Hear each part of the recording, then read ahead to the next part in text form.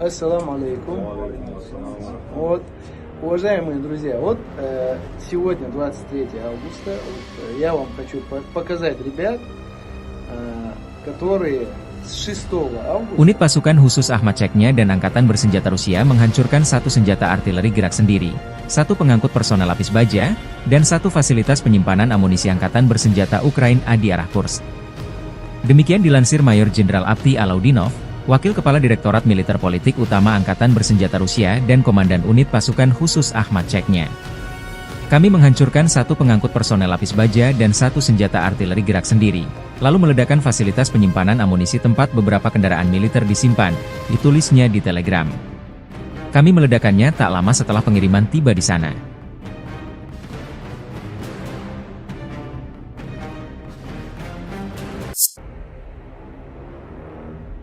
Dari kubu Ukraina, dilaporkan militer Rusia kehilangan 1.130 personel tentara dalam 24 jam terakhir. Dalam sehari, pasukan Rusia juga kehilangan total 14 tank, 13 kendaraan tempur infanteri, 23 sistem artileri, dan 63 pesawat tanpa awak. Staf Umum Angkatan Bersenjata Ukraina melaporkan pada 19 September, militer Rusia total kehilangan 638.140 tentara sejak dimulainya invasi skala penuh ke Ukraina pada 24 Februari 2022. Menurut laporan tersebut, pasukan Vladimir Putin juga total kehilangan 8.705 tank, 17.093 kendaraan tempur lapis baja, 24.839 kendaraan dan tangki bahan bakar, 18.177 sistem artileri, 1.189 sistem roket peluncur ganda, 947 sistem pertahanan udara, 369 pesawat terbang, 328 helikopter, 15.417 pesawat tanpa awak, 28 kapal dan perahu, dan 1 kapal selam.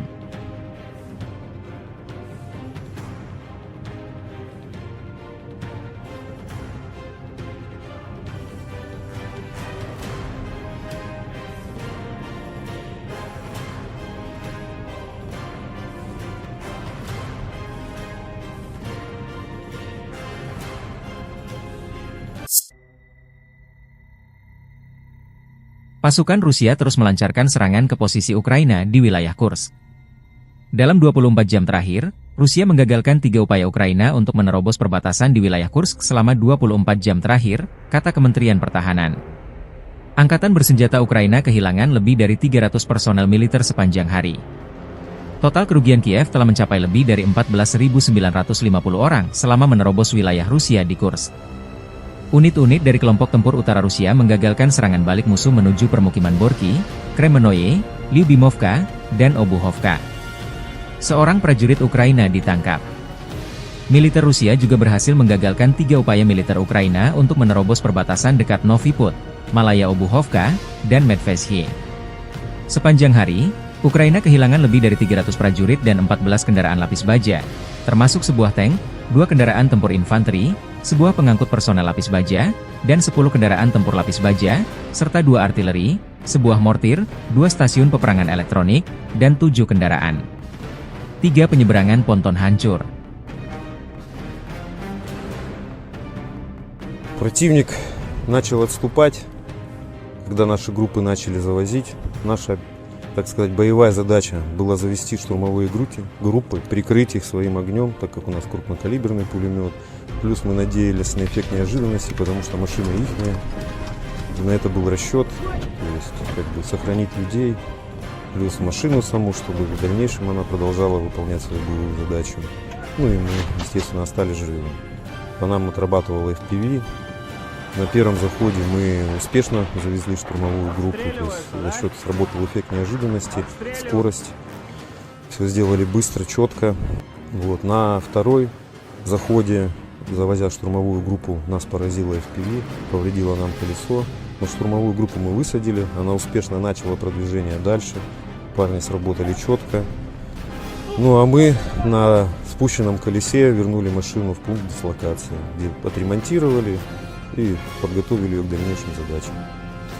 По отношению к гражданским есть случаи мародерства, насилия. То есть, тем более это наша земля, нас это очень, так сказать, возбуждает в плане боевого духа. То есть мы свою землю не хотим отдавать, мы ее не отдадим. Мы будем биться до конца, с нашей земли мы их выгоним, и не позволим им, чтобы они присутствовали тут. ВСУ бьет и по домам, очень много сожженных машин, как гражданских, так и военных. То есть их беспилотники не дают спокойно и работать, и гражданскому населению жить тут. Хотя люди здесь остаются в населенных пунктах, потому что много очень живности, начиная от коров и прочего, очень много хозяйства потеряно у людей. Люди не могут это оставить, то есть это все годами накапливалось, то есть такое, как по-другому им быть. То есть не все, конечно, уезжают, большее количество детей эвакуируют, детей, но те, кто не хотят бросать свои дома, своих животных, остаются тут. Поступила задача залететь в населенный пункт Снагость, выбить оттуда врага. Соответственно, мы летели на Казаке. Я, как оператор НСВТ, видел цель, уничтожал. Соответственно, этим самым прикрывал наши маленькие коробочки-баги, штурмовую группу. Sejak Presiden Ukraina Volodymyr Zelensky memerintahkan Ukraina memasuki wilayah Rusia di Kursk, pasukan Ukraina mengalami kerugian mencapai lebih dari 14.950 prajurit tewas, 122 tank, 52 kendaraan tempur infanteri, 93 pengangkut personel lapis baja, 768 kendaraan tempur lapis baja, 464 kendaraan, 109 artileri, 28 peluncur roket ganda, termasuk 7 HIMARS dan 6 MLRS buatan AS, 8 peluncur rudal anti pesawat, 4 kendaraan pengangkut muatan, 28 stasiun radar, 7 radar anti baterai, 2 radar pertahanan udara, 14 peralatan teknik, termasuk 8 kendaraan penghancur teknik dan 1 unit penjinak ranjau UR-77, demikian dilansir militer Rusia 20 September.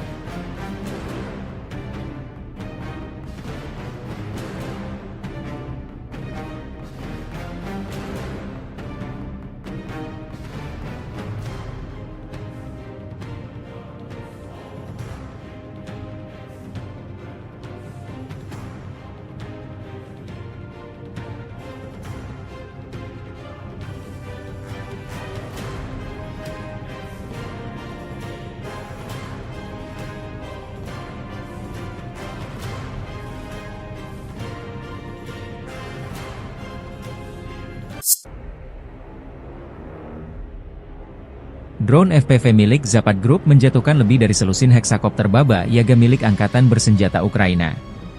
Unit pengintaian Zapad Group mengerahkan pusat layanan lapangan yang dimaksudkan untuk mendesain ulang drone musuh atau mengoperasikan kembali drone milik mereka. Butuh beberapa jam bagi para ahli untuk mengembalikan UAV ke garis depan. Simak video yang dirilis militer Rusia berikut ini. При их выполнении задач, то есть в воздухе, мы подследили, выявили, уничтожили.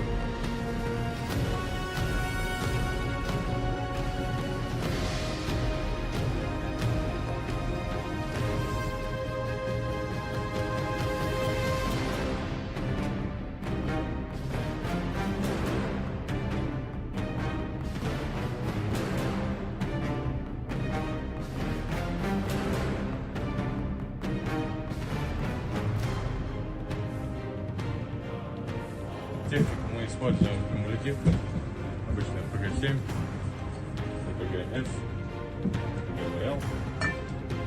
ПГ у нас идет на пехот. И есть такие заряды, но у нас сейчас есть только маленькие. Есть 1,7 и есть 2,5. Для принтера мы используем печатать какие-нибудь данные в камеру, либо же сбросы, чтобы работать вместе. Сейчас непосредственно сами сбросы собираем. Собираем вот такие вот боеприпасы, тоже просто набиваем пластину, проверяем осколочную часть.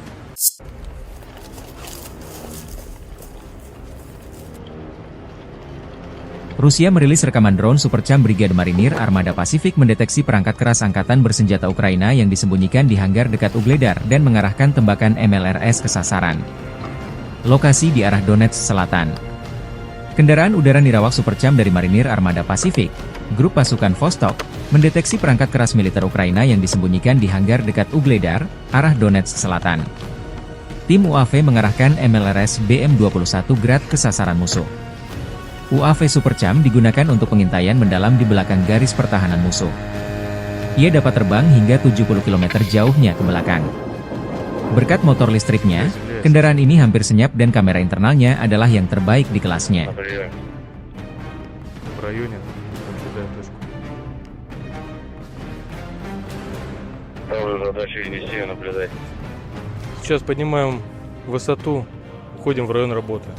Поставлена задача подлететь к определенному населенному пункту, и будет осуществляться работа системы ГРАД. Дальность довольно интересная, до 70 километров. Работаем там, где противник даже не догадывается. Видим достаточно много. Сразу докладываю. Все ведется в прямом эфире. Камера у нас достаточно зум имеет, чтобы поднимать высоту. Что дневная, что ночная. По ветру, который не дает многим самолетам работать, у нас ограничения совсем другие. Официально 20 метров, но мы работаем и 24, и 25, и показываем результат. Но мы работаем на безопасной высоте, чтобы противник нас не достал и даже не догадывался, где мы работаем. Противник уязвим, есть свои коридоры. Мы проходим по ним, доходим до определенной точки. Понятное дело, что небо не может быть без преград. С одной точки мы наблюдаем те километры, с другой точки другие. Но в целом весь район работы под нашим контролем.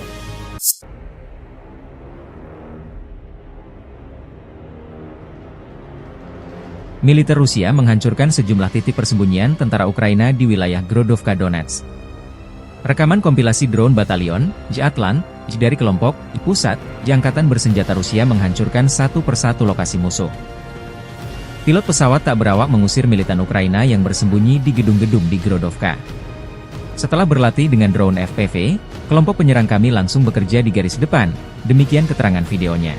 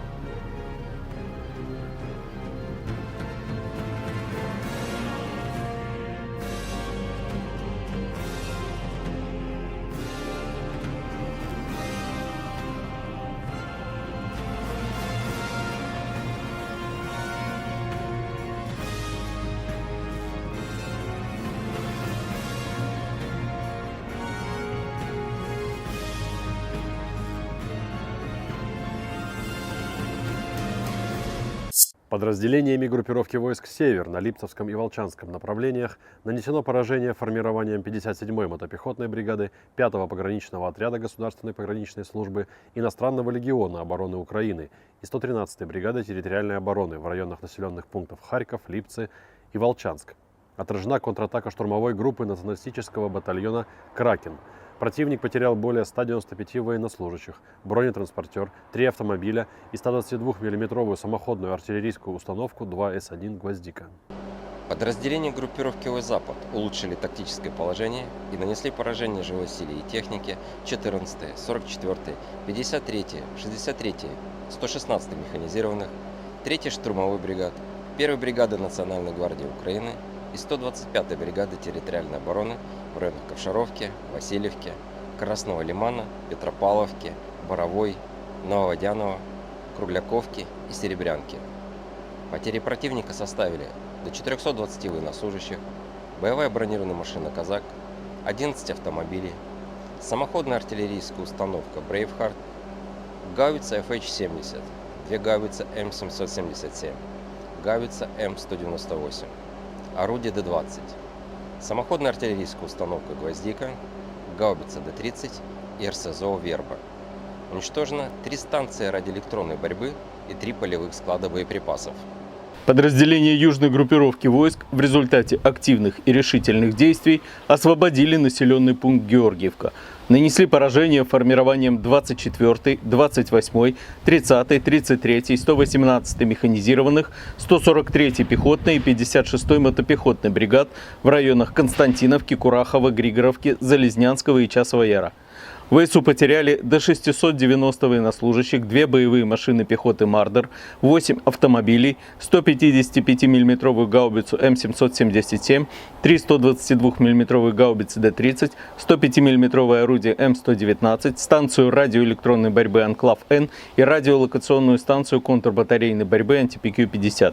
Оперативно-тактической авиацией, беспилотными летательными аппаратами, ракетными войсками и артиллерией группировок войск Вооруженных сил Российской Федерации поражены главный центр специальной радиосвязи Главного управления разведки ВСУ, критически важные объекты аэродромной инфраструктуры Украины, а также скопление живой силы и военной техники противника в 142 районах.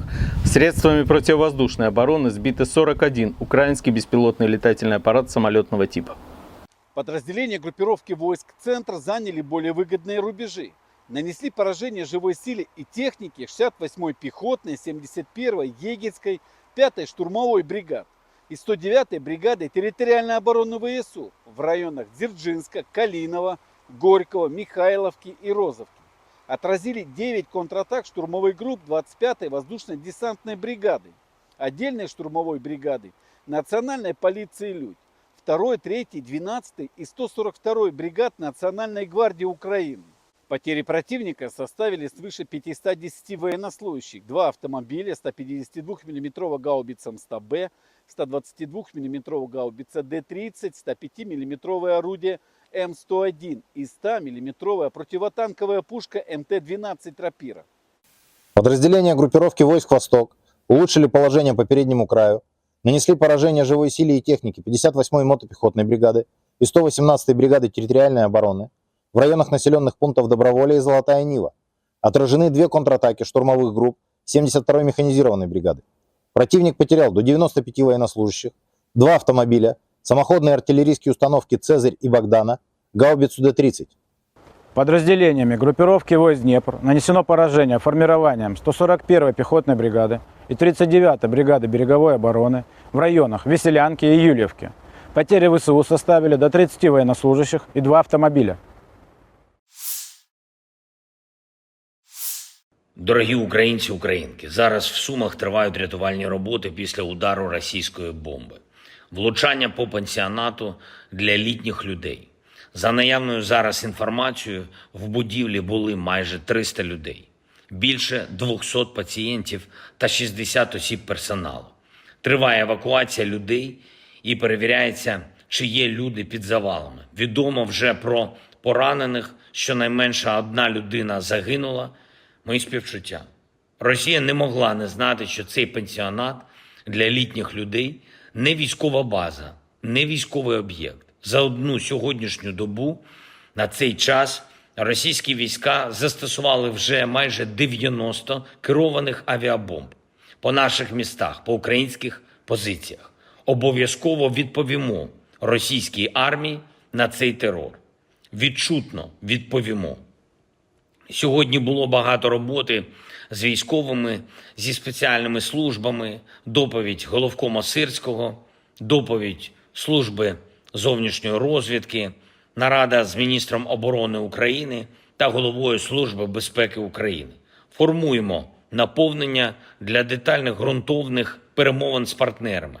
Це стосується як Донеччини, так і інших напрямків. Зараз силам оборони України вдалося зменшити штурмовий потенціал окупанта на Донеччині. Ситуація залишається вкрай складною. Важкі бої щоденно. Курахівський напрямок, Покровський. Але максимум робимо для стійкості наших бойових бригад. І окрема операція в Курській області. На цей напрямок вже вдалося відволікти близько 40 тисяч російських військових. Тривають наші активні дії. Є і поповнення обмінного фонду для нас, для України. І все це важливі речі, які впливають на загальну ситуацію у війні. Я дякую всім нашим бойовим бригадам, кожному солдату, сержанту, кожному командиру за хоробрість. Ще одне. Готуємось до важливих перемовин з нашими європейськими партнерами, з президенткою Єврокомісії Урсулою фон дер Ляєн.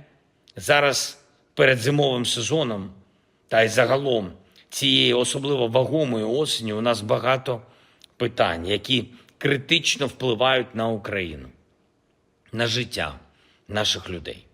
Зрозуміло, є енергетика. Зрозуміло, це нагальний пріоритет.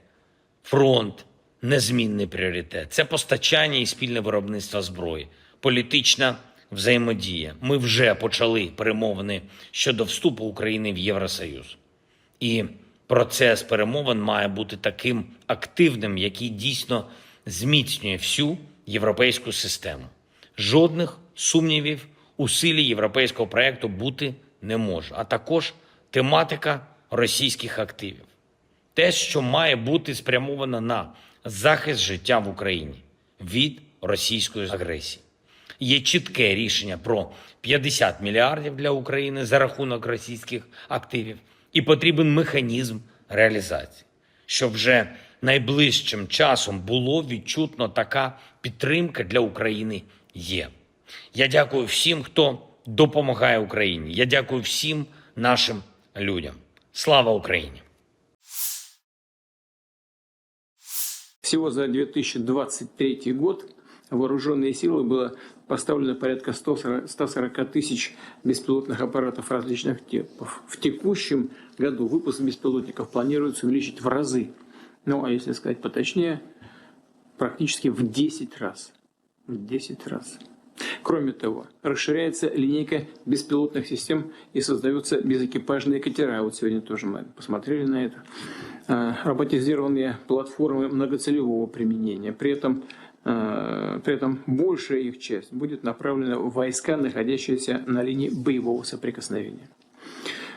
Подчеркну, нам нужно полностью закрыть потребности вооруженных сил. А для этого последовательно наращивать производство беспилотной техники, повышать ее тактико-технические характеристики, в том числе активно внедряя элементы искусственного интеллекта, о котором я уже говорил. Постоянно модернизировать с учетом боевого опыта. Вот сейчас с коллегами говорили, не помню, здесь есть, да, по-моему, вы, да, говорили о том, что чуть ли не каждую неделю происходит определенное обновление. И кто быстрее реагирует на эти требования на поле боя, тот и побеждает.